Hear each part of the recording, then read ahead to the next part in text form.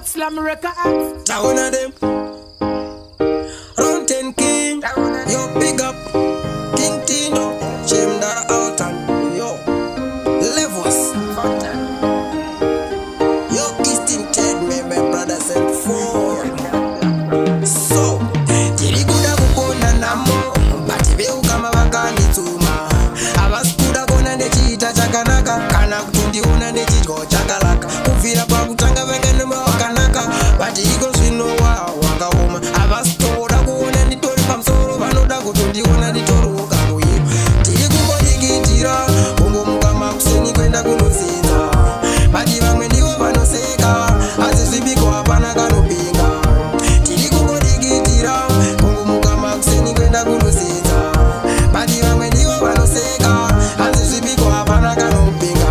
Ndizvo zvenairota ndatenga Toyota. Vakutongotanga kuti kakangoromba. Pendaimuka makuseni kwenda kunosenza. Vaindiseka vechingoti ndinopeka. Vasingatozii ndiri kuronga ramangwana. Handisi kuda kusekwa nevamwe vana. Ndiri kuda kuti ndinogara ndechifara. Inzwainini futi ndini ndangodaro ndaona de.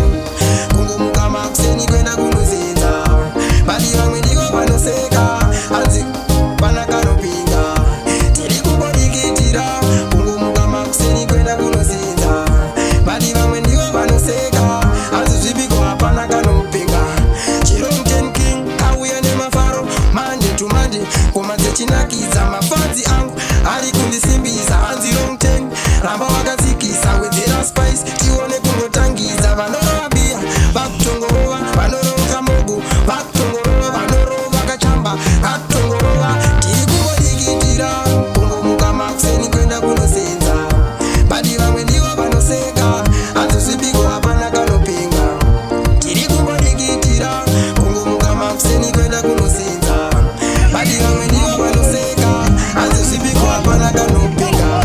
Ndizvo zvenairota ndatenga Toyota. Vakutongotanga kuti kakangoromba. Pendaimuka makuseni kwenda kunosenza. Vaindiseka vechingoti ndinopeka. Vasingatozii ndiri kuronga ramangwana. Handisi kuda kusekwa nevamwe vana. Ndiri kuda kuti ndingogara ndechifara. Inzwainini futi ndini ndakodaro ndaona de.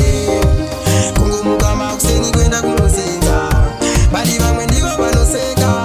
Hanzi zvibiko hapana kanopinga. Tiri kumbodikitira kungomuka makuseni kwenda kunosenza. Bati vamwe